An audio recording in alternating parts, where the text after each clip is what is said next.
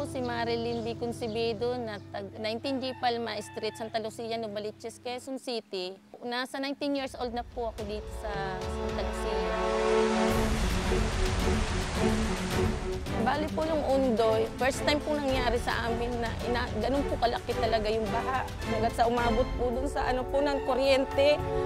Sa sobrang pong takot, sa awa po ng Diyos, nakatawid din po kami kasi talagang andun po kami. Sabi, Diyos ko po Lord, Diyos ko po Lord.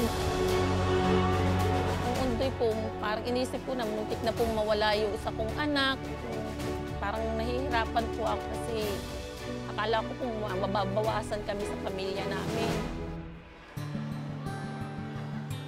Hindi ko po palalagpasin yung pagkakataon ito upang makapagpasalamat po. Pinag-usapan yung baha. Ang aming barangay isa sa mga palaging tinatamaan ito.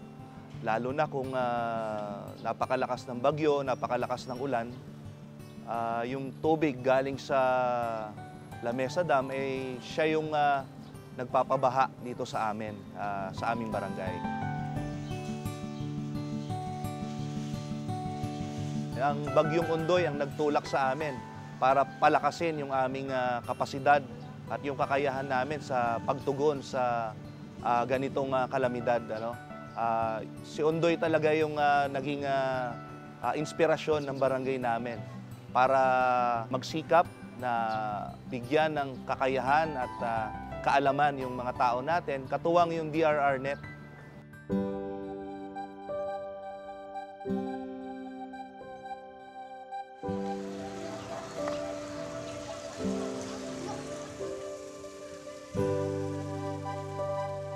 Tapos po ng Undoy, nagkaroon po ang barangay ng mga proyekto, kagaya po ng binabaan kami ng ilang ahensya ng gobyerno, kagaya yung kaya sa DRRNet. So nagkataon po na ako ang umati ng seminar sa Art and Garden about po dun sa disaster preparedness. Meron po silang kit, may flashlight po para in case na tapos may yung health kit, kailangan daw yung bag mo kompleto ng gamit, na may tubig, tapos may gamot. Again, ulitin ko yung sinabi ni Sir John at taga-DRRNet din. Bago po natin makamit itong mga nagagandang go bag natin sa harapan, ano po? Pinatawag kami ng barangay, lahat ng nasa tabi ng ilog, kasama namin ang DRRNet Philippines, kung saan matutunan namin na hindi pala lahat ng bantang panganib ay disaster. Ngunit ito pala ay maiiwasan at mapaghahandaan sa sama-samang pag-aaral. Itong project na tinatawag nating technical assistance on securing the safety of informal settler families o yung tinatawag nating ISFs ay pinapatupad ng DRRNet Philippines o yung Disaster Risk Reduction Network Philippines dito sa Metro Manila. There are about 10 cities involved in the project at ito ay sinusuportahan ng ating mga kasamang galing sa Department of Foreign Affairs and Trade, Australian Embassy, na nakikipagtulungan din sa Department of Interior and Local Government or DILG. Nagkaroon kami ng oportunidad na tignan kung nagamit ba ng mga komunidad yung mga naituro at natutunan nila mula sa proyekto, yung Community-Based Disaster Risk Reduction and Management.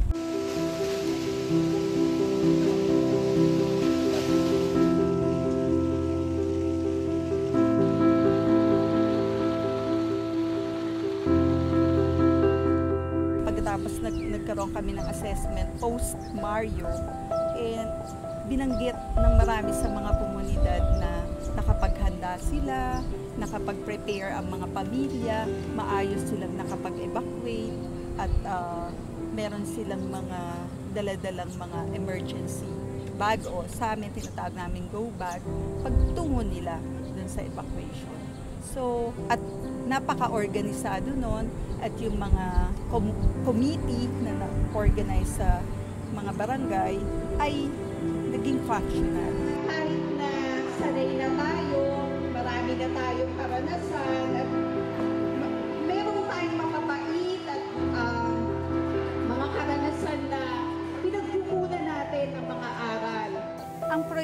ay isang napakagandang halimbawa o modelo ng CBDRM na kung saan napalahok natin mula sa city government, sa mga barangay officials, tapos syempre yung iba't ibang mga tao sa komunidad na siyang naaapekto kung sakaling nagkakaroon ng bantang panganib o kalamidad. No?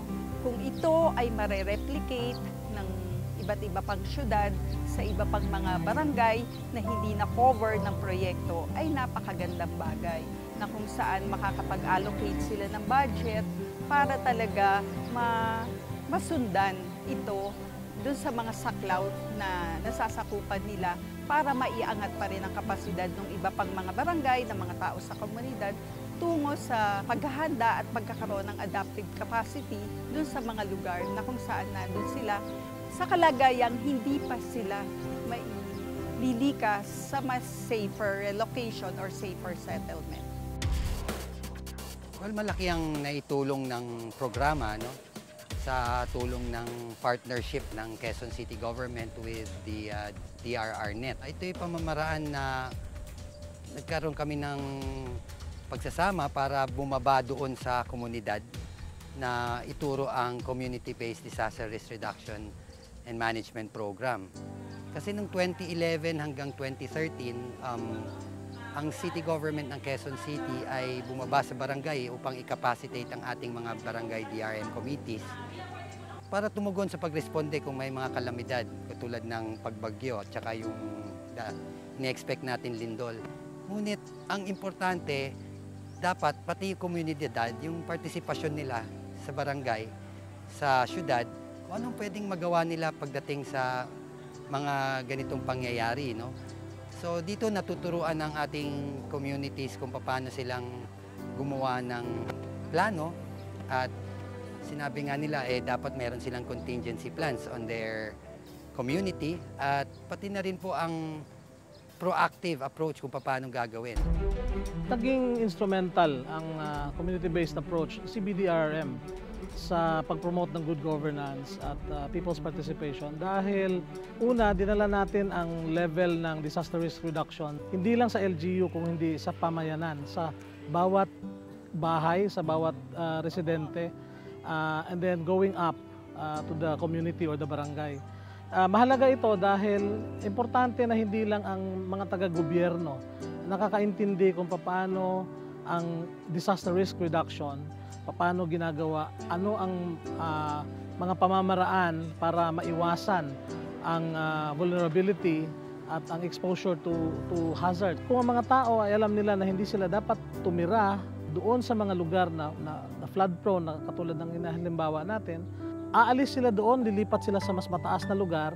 Yung lugar na bahain, kung walang tao na nakatira doon, practically walang risk. Okay? Pwedeng merong hazard, pero walang risk.